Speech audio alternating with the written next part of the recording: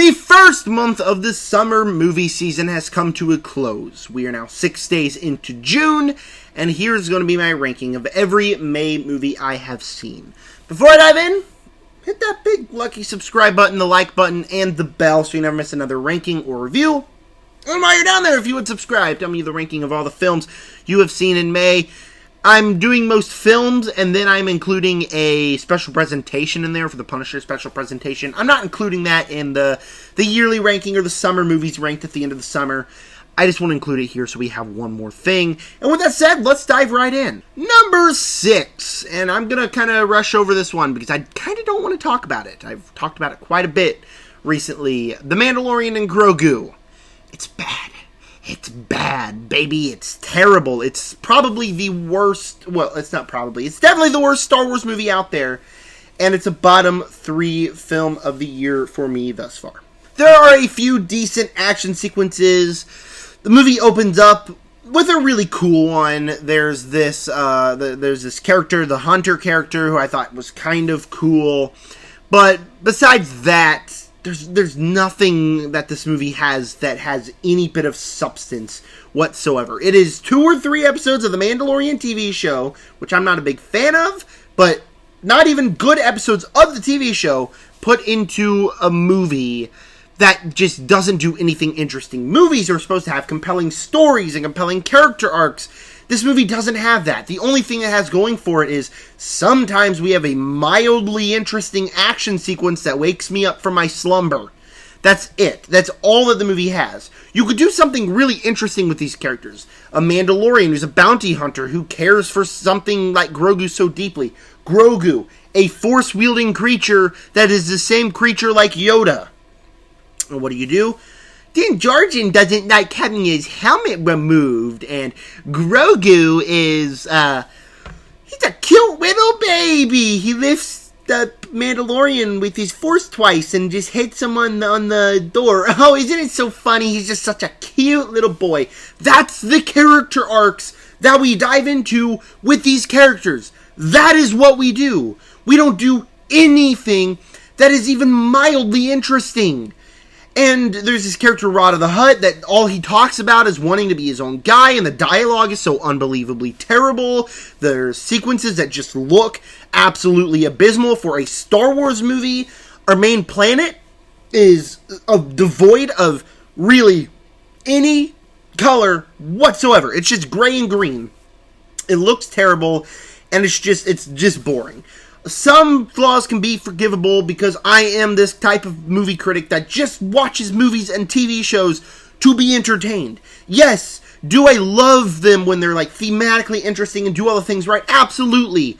But I would have maybe given this a mildly positive score if there was actual entertainment value here. And it's just boring. So no plot lines. The plot lines that we do dive into are terrible. It's boring. And it just looks like crap. So no, The Mandalorian and Grogu is not good. It's the worst Star Wars movie. And it's the worst movie of May. Number 5, our special presentation. The Punisher, One Last Kill. Now, I didn't dislike it. Like, Mandalorian Grogu is way down here. You can't even see it. Like, that's how low it is. And Punisher is like about here. I thought it was fine. Like, once we get the final 20 minutes of this project, there's just some awesome, the Raid-style action is the way people's describing it. I can't describe it like that because I haven't seen the Raid, but that's how I'm hearing people describe it, just this high-intensity, ultra-violent action that you go to a Punisher project for. It gets really entertaining. Like, there's specific... Like, I'm gonna talk about the plot lines here in a minute, but I think the specific plot line that about Frank giving up revenge to become kind of this hero in the final seconds of this presentation, I thought was really interesting. But, like, the main thing to talk about with this special presentation is the action and how ultra-violent and fun it was. That is the one thing that we absolutely need to talk about with this project, because, like, despite any flaws I have, that does work.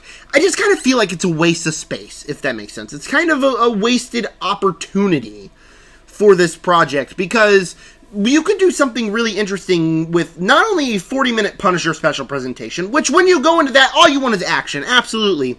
Why not make it a TV show? People would watch that TV show.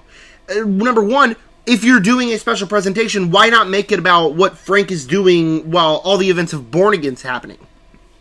Because they don't touch on that. The whole plot line of this 40-minute special presentation is Frank is sad that his family died and he's got to become the Punisher. Hey, remind me if I'm wrong, but didn't we do that in Daredevil Season 2, The Punisher Season 1 and 2, parts of Daredevil Born Again? Haven't we explored that plotline of Frank becoming the Punisher like numerous times? Why not do something different, even if we didn't have a plotline at all? And I know I've just been complaining about The Mandalorian and Grogu not having any plotlines, but if we didn't have a plotline at all and it was just Punisher action killing people, that would be much less frustrating than this, because it's almost like we could have done something really interesting. Why not make it a season? Why not make it a season? I kind of want to dive into this person, this other person extracting revenge on the Punisher because of those people killed Frank's family. He killed them, which in turn took the family away from somebody. That's something really interesting, and we barely touch on that because we're 45 minutes, we got the action, and then we're focusing on the wrong stuff. So I really don't like these special presentations. I love the Christmas special because the Christmas special was like something interesting for the Guardians of the Galaxy, just kind of a feel-good thing. But I did not like Werewolf by Night because it feels like another wasted opportunity, and then this kind of feels like a wasted opportunity. In my 4th spot, we got Backrooms. Now, this is one that, like, Punisher presentation's right about here. Backrooms is all the way up here. I really liked Backrooms. I did. I think that the first half of this movie is much more compelling than the second half when we are with the Mark character exploring the backrooms, seeing the horrors of what the backrooms have. We have some very, very intense moments in there. The one handheld camera footage sequence, like even in the beginning when we have the cam footage, and then in the middle of the movie when we have that, it is so terrifying. The sequence in the middle of the movie is my favorite sequence of any movie all year.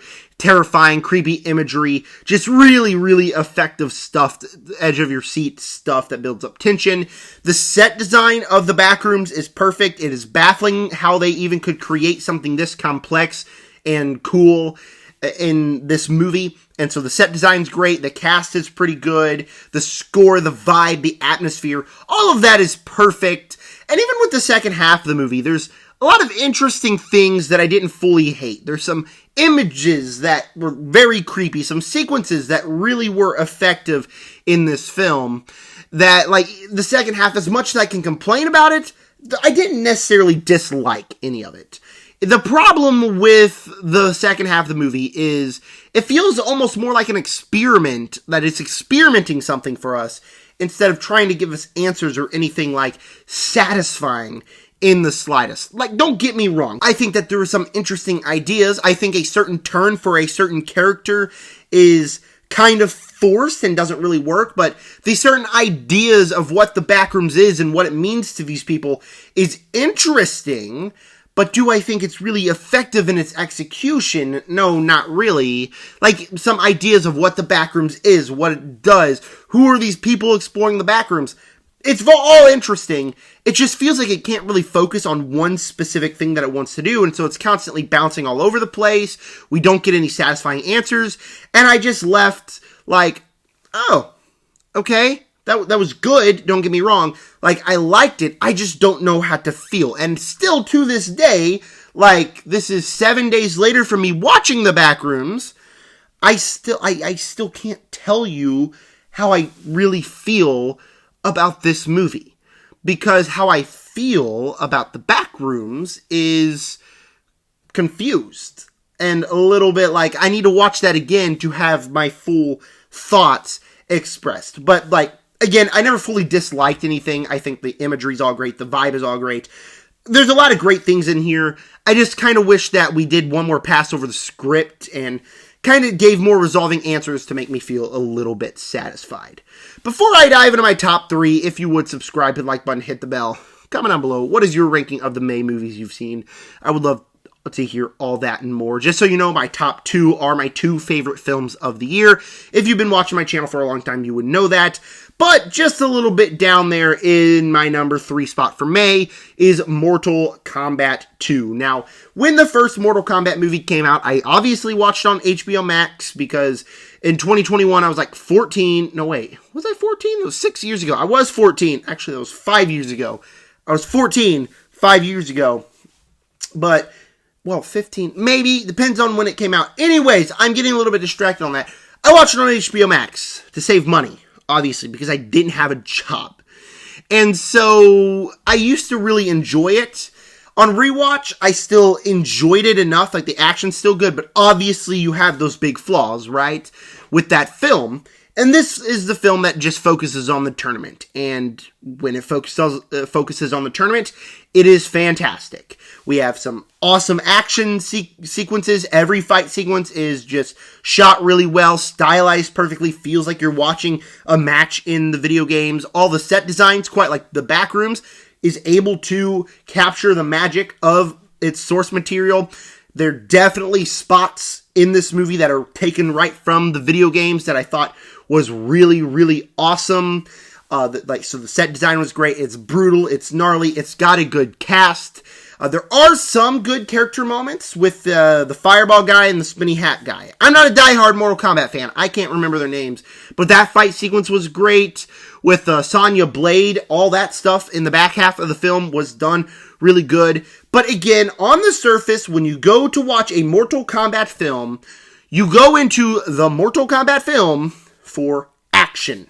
You don't go into it for the big character moments. You go into it for the fun action, and that's what we get. And just with me saying that we don't go into it for the character moments, I just want to clarify, as much as I enjoyed this film, I do think the character moments would have enhanced it. Again, I enjoyed it enough without a lot of the character moments. I still really like this movie, but the character moments are what held it back from becoming the next tier movie. Like, of course, we got the Sonya Blade stuff, and we got the spinny hat guy and the fireball guy stuff, and all that's great, but Johnny Cage's character arc just didn't work for me whatsoever. Several characters are just there as background characters to have a cool fight every once in a while. So, like, there are some good character moments. There aren't a whole lot. The action's enough to suffice for me as an action fan, as someone who just wanted to be immersed into the cool action of Mortal Kombat 2. But it never really took that next level for me to be a great film. My runner-up, and was my number 1 movie of the year for 1 week exactly until my number 1 in this video came out. Number 2 is Hokum. I love this movie. I thought it was great. It's almost like a video game, if that makes sense. It's almost like a survival horror video game at times when we get to that hotel in the movie and you're just following Adam Scott's character as he's running from place to place, doing this, doing that, running from the creature. It almost like plays it as a video game. And at a certain point that can be boring.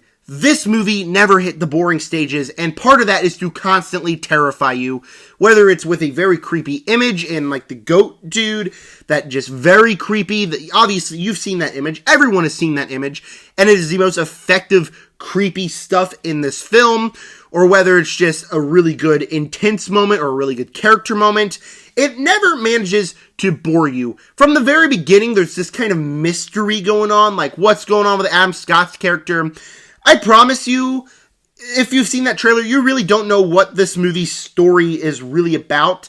I kind of went in blind. I saw the trailer once, but I didn't really remember any plot details. So as far as I know, like, I went in blind, and I think the story and the central mystery that this film decides to dive into was really interesting and very effective. And from the very beginning of the movie, I am invested. I'm invested in this character. I'm invested in this world because it's shot in a very particular way.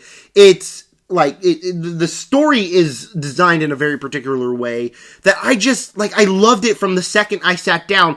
I had a great time. And then by the time we get to the back half, when we're in the hotel and all the creepy stuff starts happening, it is really good. So this was by far the scariest movie of the year for exactly 1 week. This was by far the best movie of the year by exactly 1 week. So it's just a very effective horror film. And a lot of people say Adam Scott's character's not likable at all. I highly disagree. I think that in the first act, he's designed to not be likable, but in the second half of the movie, we start to really care for this character. So Hokum just worked for me on almost every level. It's not my number one, though. You know what my number one is. It's Obsession.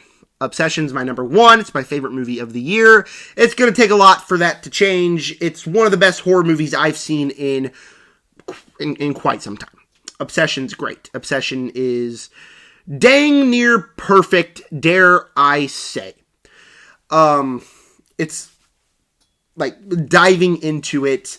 It is this character study of Bear that like dives into kind of the relationship side of things, kind of for men in particular, like being obsessed with a certain girl. Or even women. Women can be obsessed with a certain guy too, and just not have the confidence to ask him out, or ask her out. So it is just this very deep character study of a guy who is relatable to us from the very beginning, but the longer that the film goes on, the more you realize that he is the obsessed one with Nikki, and just dives into him being such this diabolical, evil character that you learn to hate by the end. The performance by Indy Navarrete is the greatest horror performance I've seen in years and years and years and years, and probably might be the greatest horror performance of all time. I'm at that point of saying it. Just the way she moves, the way she acts, the way that she's essentially playing two different people is just done so perfectly. But besides this character, the character deep dive and all of that stuff, and why Bear's a villain, this movie is genuinely terrifying. The way it's shot, the way it's designed, the score, the sound design, the imagery, it all just has a way from the very beginning of just getting under your skin and staying there until the film ends. So it is just a perfectly crafted film by Curry Barker. I have a spoiler review if you want to dive into more of my personal thoughts on Obsession. It's just crafted to perfection by Curry Barker, who I followed from That's Not a Good Idea from on YouTube. And then I'm going to keep diving into and being very excited to see his next project, because he crafts Obsession in a perfect way. Alright, that was my ranking of all 6 May movies I have seen in May 2026. Thank you guys for watching, and with that said, subscribe.